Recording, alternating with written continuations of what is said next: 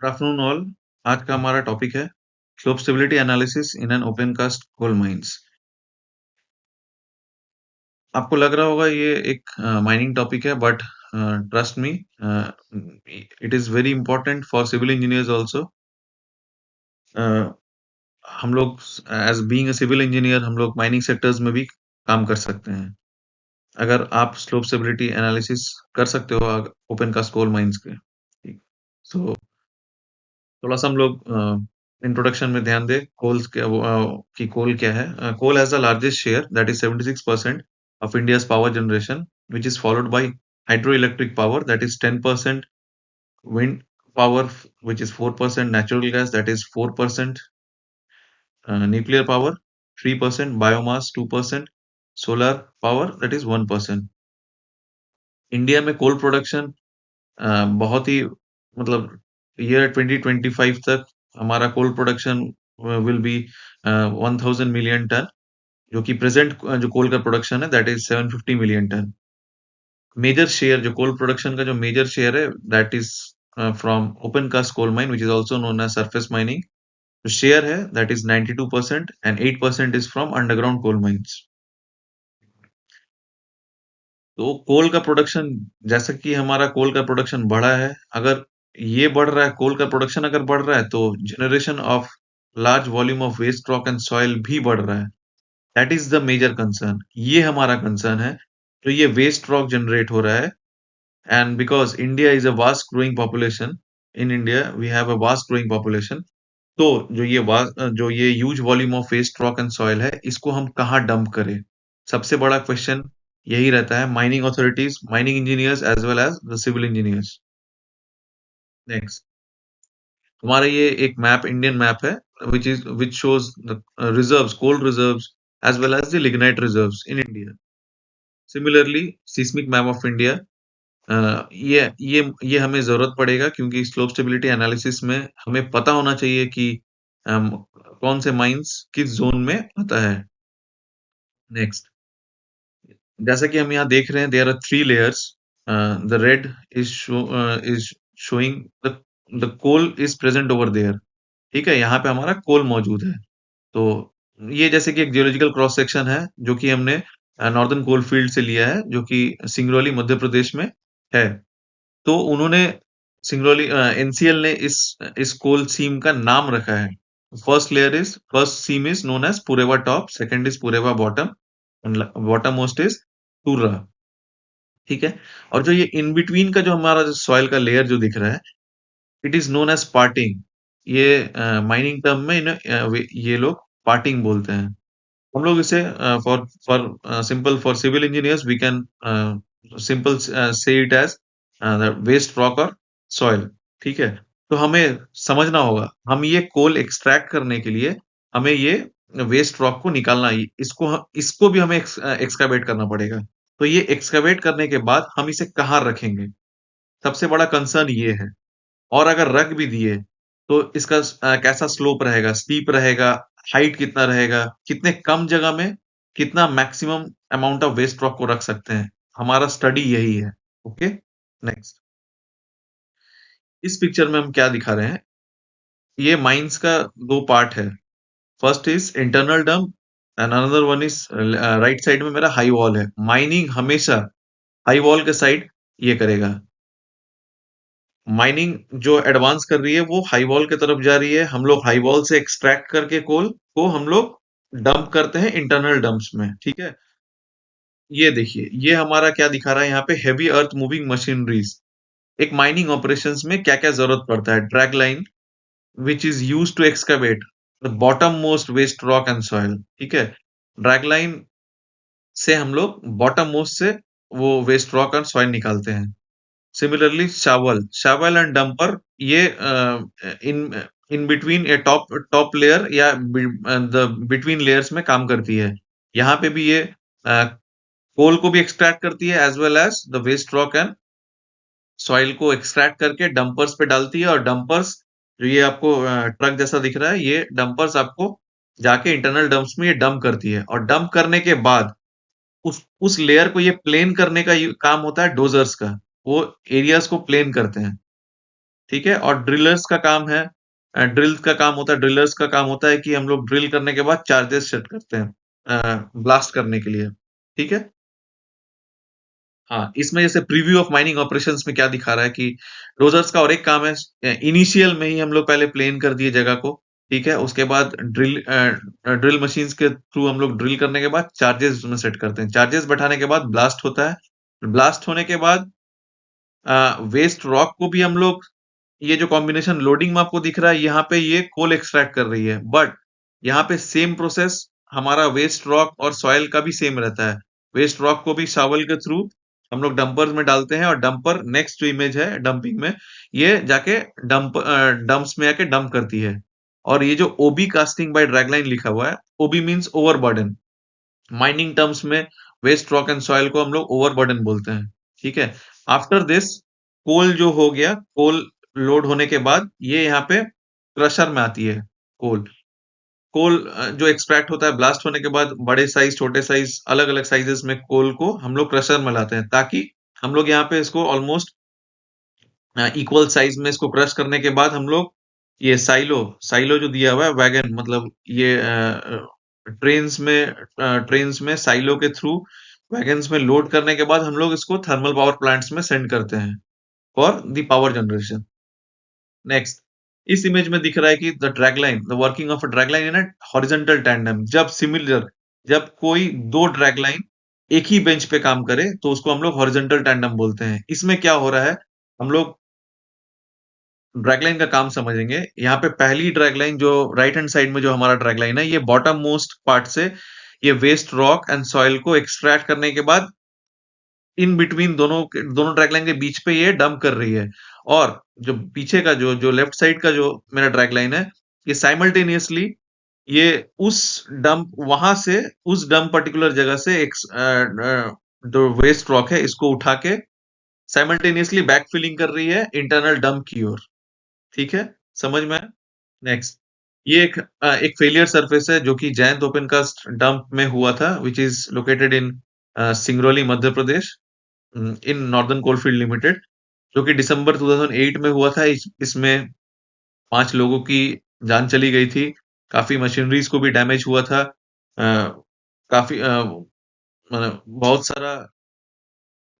सारा जो हमारा स्लाइडेड वॉल्यूम था वो काफी ह्यूज था, वो 5 लाख मिलियन क्यूबिक मीटर का था। तो क्या हुआ था, क्यों हुआ था ये dragline dump failure in Jain?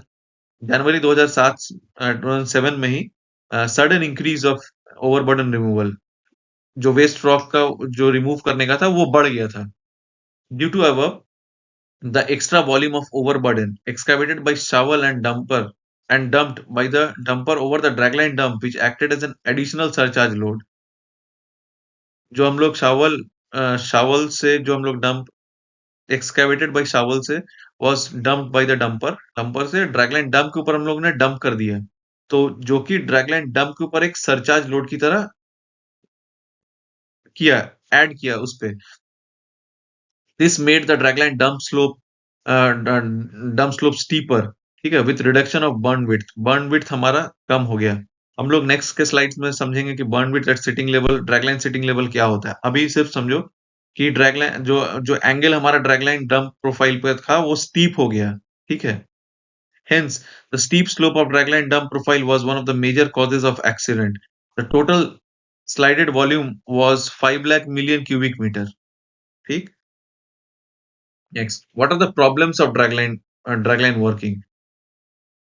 In the previous studies of the dump formed by dragline is a prime concern due to its typical method of mining and simultaneously backfilling। जो हमने वो इमेज दो दिखाया, दो ड्रैगलाइन जिस पे काम कर रही थी, इस स्टेटमेंट का मतलब वो इमेज से समझ में आएगा कि पहला जो था वो माइन एक्सकवेट कर रही है ड्रैगलाइन वेस्ट रॉक को, हम एक जगह रख रहे हैं, और साइमल्टेनियसली दूसरा ड्रैगलाइन क्या कर रहा है, उसको बैकफिलिंग कर रहा है। The dragline excavates the blasted rock and dumps the fragmented rock immediately in the decold area. The dragline also rehandles some portion of the waste rock, which needs to be kept minimum considering the economics of the mine। अगर हम इस रीहैंडलिंग part को अगर हम कम करते हैं, इसको कम करेंगे तो ड्रैगलाइन डंप स्लोप जो होगा वो मेरा स्टीपर हो जाएगा, जो कि मेरा स्टेबिलिटी को हैम्पर करेगा। वहां पे स्लोप मेरा फेल कर सकता है अगर हम ज्यादा स्टीप कर देंगे स्लोप को। Hence, the optimization of rehandling volume is a major concern to the mine operator, considering both safety and economics of the mine. ये हुआ प्रीवियसली हम लोग पढ़े कि क्या क्या प्रॉब्लम है ड्रैगलाइन डंप्स में। अब हम लोग देखेंगे कि what are the problems of shovel dumper dump above dragline dump. If the shovel dumper dump is dumped just above the fresh dragline dump, which is not compacted and standing at a factor of safety of 1 to 1.05, it will lead to failure of both dragline and shovel dumper dump. If the shovel dumper dump is dumped far away from the fresh dragline dump, the fresh dragline dump will get sufficient time to consolidate, and it will also develop cohesion and angle of internal friction within the dragline dump mass. But at the same time, there will be decrease in internal spacing. The reduction of space for internal dumping will lead to increase in the height of both internal shovel dumper dump and external dump, hampering the stability of the dump.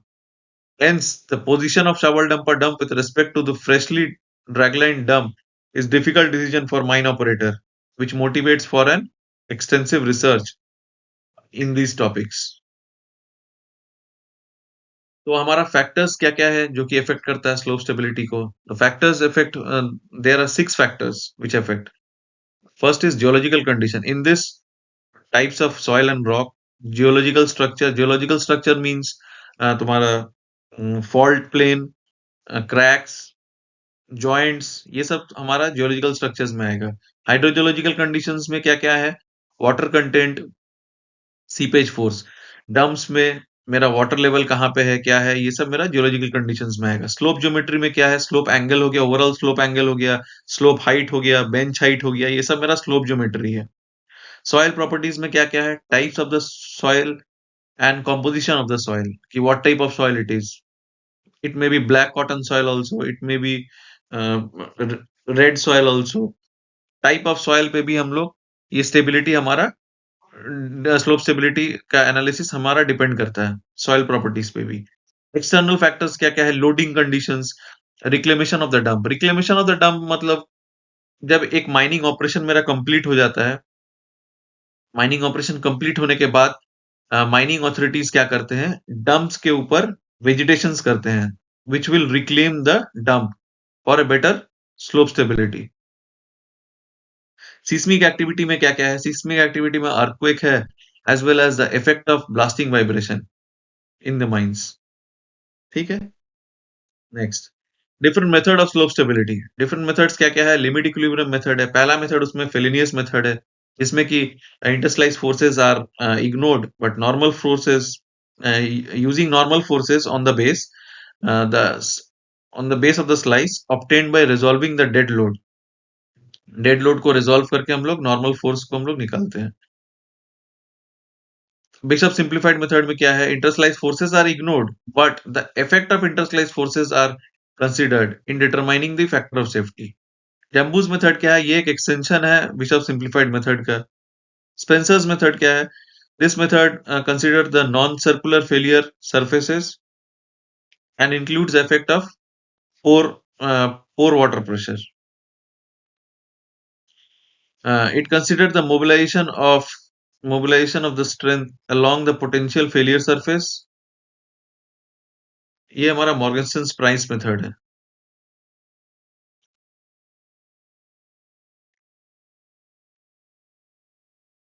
Second हमारा आता है numerical methods. Numerical methods में finite element method. Finite element method क्या है कि soil and rock properties are defined for each element and are assumed constant within the element. Appropriate boundary conditions must be applied for realistic results. Finite element method में काफी softwares हैं, जैसे कि slope W है, plexus है. हम इन softwares के through भी हम लोग एनालिसिस कर सकते हैं. और एक आता है हमारा फाइनाइट डिफरेंस मेथड. इसमें क्या है कि finite difference method discrete the slope into grid points and solve the equilibrium equations using iteration processes. हर एक मेथड का अपना अपना एप्लीकेशन है on the complexity. of the slope geometry, soil properties, and the level of accuracy. It is common practice to use a combination of, हम लोग दो method का भी यूज कर सकते हैं एक साथ, to verify the stability of the slopes and ensure the safety of internal as well as the external overburden dumps. तो हमारा स्टेप्स क्या क्या है? स्लोप स्टेबिलिटी पे दो पार्ट है। पहला पार्ट हो गया जियोलॉजी। जियोलॉजी में कलेक्शन ऑफ जियोलॉजिकल डेटा, जैसा कि हम वहां पे साइट विजिट करते हैं, सैंपल कलेक्शन करेंगे। इसमें हम लोग चेक करते हैं किस तरह का फॉल्ट प्लेन है, क्या है, किस तरह कहाँ कहाँ ज्वाइंट्स है, ये सब सब जियोलॉजी जियोलॉजी पार्ट में आ जाएगा। सेकंड इज स्टेबिलिटी एनालिसिस में हम लोग जियो इंजीनियरिंग पैरामीटर्स का कलेक्शन करते हैं। इसमें क्या है, dump profile, shovel dumper dump का प्रोफाइल हम लोग कलेक्ट करते हैं, ड्रैगलाइन डंप प्रोफाइल्स कलेक्ट करते हैं, माइन फ्लोर का इंक्लिनेशन क्या है वहां पे, water table data, rainfall data, ये सब जितना पॉसिबल डेटाज है हम लोग ये सब कलेक्ट करेंगे। एग्जिस्टिंग कोई सी एंड फाइव वहां पे, सी फाइव का कोई डेटा है कि नहीं, ये सब मेरा जियो इंजीनियरिंग पैरामीटर्स में ये आ जाएगा। After collection of soil samples from those mines, it will send to the laboratory, and in laboratory we have to analysis for shear strength parameters, that is angle of internal friction and cohesion. तो हमारा यहाँ से सी and five निकल जाएगा। सी and five निकलेगा, but हम इसके बाद एक बैक एनालिसिस करते हैं, क्योंकि हम उस फील्ड कंडीशन को लैब में सिमुलेट नहीं कर पाते हैं, क्योंकि डम का साइज काफी बड़ा होता है और हमारा जो बॉक्स शेयर मशीन है वो 40 इंटू 40 सेंटीमीटर का एक बॉक्स मशीन है, शेयर बॉक्स मशीन है, जिसमें हम लोग टेस्ट परफॉर्म करते हैं। तो उस फील्ड कंडीशन को सिमुलेट करना काफी काफी मुश्किल होता है, जिसके कारण हम लोग को बैक एनालिसिस का परफॉर्म करते हैं। तो इसके बाद after performing the back analysis, finally we derive the value of C and phi. Using those values, after that you can use limit equilibrium methods as well as the finite equilibrium method. In this I am using limit equilibrium method. In that, Fellenius and Bishop simplified method has been used, and after using these methods I have obtained the factor of safety, and with the help of factor of safety I have drawn the optimum slope profile. Next, this is an example. In this, the analysis and design for Khadia open cast, which is in Northern Coalfield Limited, Singrauli, Madhya Pradesh. I have taken the slope from Khadia, and this is in this mines a circular failure has been shown. The dump profile dimensions, the coordinate of the failure path has been mentioned. Overall slope angle has been shown. The distance between the toe of the shovel dumper dump and the dragline dump is 145 meter. Total height of the dragline dump. तो पहला दो bench है मेरा, ये इसको हम as मैंने यहाँ लिखा हुआ है, ड्रैगलाइन डंप का हाइट दिया हुआ है ये 72 मीटर, और शावल डंपर डंप इसके ऊपर है, जो कि है जिसका हाइट है 150 मीटर। ठीक है, इसमें हम लोग को बैक एनालिसिस से हमारा एंगल ऑफ इंटरनल फ्रिक्शन निकला 33 डिग्री, कोहेजन निकला है 71 किलो न्यूटन पर मीटर स्क्वायर। हमने unit weight of the material भी निकाला, जो कि 22 किलो न्यूटन पर मीटर क्यूब है। पीक सिस्मिक एक्सेलरेशन भी हमने निकाला है, जो कि 0.59 मीटर पर सेकंड स्क्वायर है। ठीक है, अब क्या है देखिए, यहाँ पे मैंने जो फेलियर, जो मेरा सर्कुलर फेलियर था, इसमें मैंने डिफरेंट नंबर ऑफ स्लाइसेस को मैंने मेंशन किया है, जो कि फिर मैंने इंडिविजुअल स्लाइस को रिजॉल्व किया है, जिसमें से W मेरा सेल्फ वेट है। उसके बाद हमने सेल्फ वेट को हमने रिजॉल्व करने के बाद हर एक कंपोनेंट को एज अ मेंशन किया है, यहाँ पे आप लोग देख लेना। नेक्स्ट क्या है कि पीक सिस्मिक एक्सेलरेशन कैसे हमने निकाला है। सबसे पहले हम लोग निकालते हैं हॉरिजॉन्टल सिस्मिक कोएफिशिएंट, जिसको हम लोग लिखते हैं Z multiplied by I multiplied by S suffix A divided by 2RG। Z इसमें क्या है, जोन फैक्टर, जो कि मेरा सिस्मिक जोन के अकॉर्डिंग मेरा जोन फैक्टर मिल जाएगा। इंपॉर्टेंस फैक्टर भी दिया हुआ है नेक्स्ट स्लाइड में, एंड R रिस्पॉन्स फैक्टर भी हम लोग से निकाल लेंगे, और S suffix A divided by G भी दिया हुआ है यहाँ से। ठीक है, जिसके बाद हमने सिस्मिक कोएफिशिएंट हमने निकाला, S का वैल्यू निकाला 0.59 मीटर पर सेकंड स्क्वायर। अब जैसा कि ये है कैलकुलेशन, हमने लिखा है calculation for factor of safety by Fellenius method. पहले हम लोग फेलिनियस मेथड से फैक्टर ऑफ सेफ्टी निकालेंगे। तो इसमें क्या है कि हम लोग हर एक स्लाइसेस का एरिया, वॉल्यूम और वेट निकाल लेंगे। हर एक का वेट क्या है, इंडिविजुअल स्लाइस का वेट क्या है। इसके बाद हमने यहाँ पे निकाला है सीपेज फोर्स भी निकाला है कि कितना क्या पानी है इस पे, वो सब भी हम लोग निकाले हैं इसमें हर एक स्लाइस का। There are 16 number of slice, हम लोग हर एक स्लाइस का निकाल लेंगे। इसके बाद हम लोग इसमें इस मेथड में जो मैंने यहाँ दिखाया कि फेलिनियस मेथड क्या था, ये इंटरस्लाइस फोर्सेस को इग्नोर करता है। Normal forces on the base of the slice obtained by resolving the dead load, जैसा हमने प्रीवियस स्लाइड में डिस्कस किया है। डेड लोड को हम लोग रिजॉल्व करेंगे तो एक एक हर एक का कंपोनेंट आएगा। फैक्टर ऑफ सेफ्टी को under estimate the factor of safety, errors are large with deep failure masses. तो फेलिनियस मेथड में फैक्टर ऑफ सेफ्टी कैसे डिफाइंड होता है, it is defined as resisting force divided by disturbing force. हम लोग इसको और एक भी बोल सकते हैं, resisting force is also known as frictional force plus cohesive force. So factor of safety is given by frictional force plus cohesive force divided by disturbing force. Again, the Bishop simplified method में क्या है, बस कि एक correction factor इसमें multiply करते हैं हम लोग इसमें, तो इसमें हो जाता है factor of safety is given by resisting force divided by correction factor multiplied by disturbing force. तो अब देखिए हमने हर एक स्लाइस का frictional force as well as disturbing force भी निकाल लिया है। इसके बाद हम लोग को निकालना है cohesive force. Therefore factor safety हमारा आ जाएगा फेलिनियस मेथड से 1.595। ठीक है, अब हम लोग क्या करेंगे, फैक्टर ऑफ सेफ्टी निकालेंगे बिशप सिंप्लीफाइड मेथड से। इसमें जो पहला factor of safety is given bye frictional force divided bye cohesive force, correction factor multiplied by disturbing force. Correction factor में जो फैक्टर ऑफ सेफ्टी यूज करना है, ये फेलिनियस मेथड से जो ऑब्टेन हुआ था एफओएस, हम लोग उसको करेंगे। ये एम का फॉर्मूला लिखा हुआ है, हमने यहाँ पे लिखा है, इसमें देखिए लिखा हुआ है फैक्टर ऑफ सेफ्टी फेलिनियस मेथड। मतलब जो फेलिनियस मेथड से जो हमारा फैक्टर ऑफ सेफ्टी आया, हम लोग यहाँ पे उसका यूज करेंगे। इसके बाद हम लोग करेक्शन फैक्टर्स हर एक स्लाइस का निकाल लेंगे और हम लोग लास्ट में first factor of safety bye bishop simplified method को भी कैलकुलेट करेंगे। Similarly second factor of safety भी करेंगे और इसके बाद हम लोग नंबर ऑफ इटरेशंस करते रहेंगे कि सबसे लोएस्ट फैक्टर ऑफ सेफ्टी मेरा किस में आया है, किस इटरेशन प्रोसेस में आया है।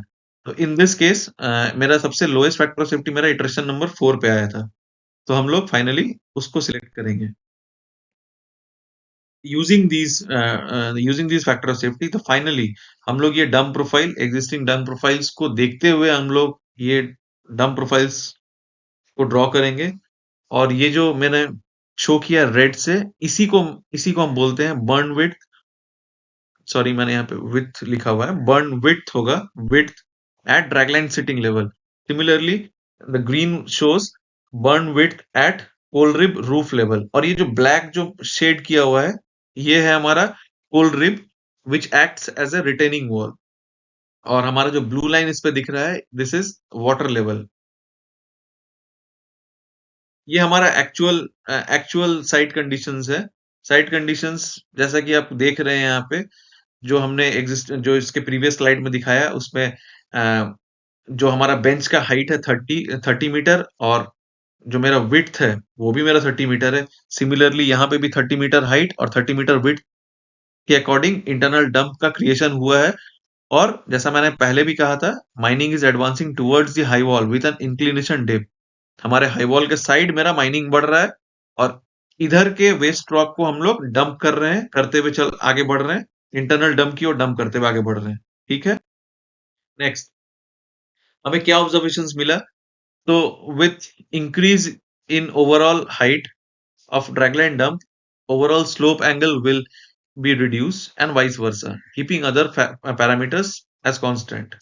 The height and overall slope of dragline dump depends on the following parameters, which are burn width at dragline sitting level, burn width at coal rib roof level, slope angle between peak of the dragline dump and dragline sitting level, slope angle below the dragline sitting level, and coal rib. Now the conclusions are, conclusion हमने क्या क्या पढ़ा आज, factors, कौन कौन से factors effect करते हैं स्लोप स्टेबिलिटी में, स्लोप स्टेबिलिटी एनालिसिस में, क्या क्या मेथड्स है different different methods for slope stability analysis, और हमने एक एग्जांपल भी देखा कि manual calculation using limit equilibrium method कैसे करते हैं। ठीक है। सो हम लोग और भी क्या कंक्लूड कर सकते हैं कि that the most important influencing factor, मतलब for slope stability analysis are the angle of internal friction, that is phi 2, and cohesion of the dump material, that is C2, as well as the mine floor inclination. किस mine का inclination, mine floor inclination on and around 3 to 4 degree रहता है, ये भी एक important parameters है। Another important parameter is the height of the water table. Water table का height को हम लोग कैसे, मतलब कहाँ पे रहता है, या मेरे इस केस में इस वाले एग्जांपल पे मेरा height of the water table 15 to 20 metre at 60 metre behind the dump in the peak rainy season हम लोग को मिला था ये 15 to 20 मीटर। ठीक है। Next. Thank you. If you have any doubts you can contact me to the civil department of Haldia institute of technology. I am always available. Thank you.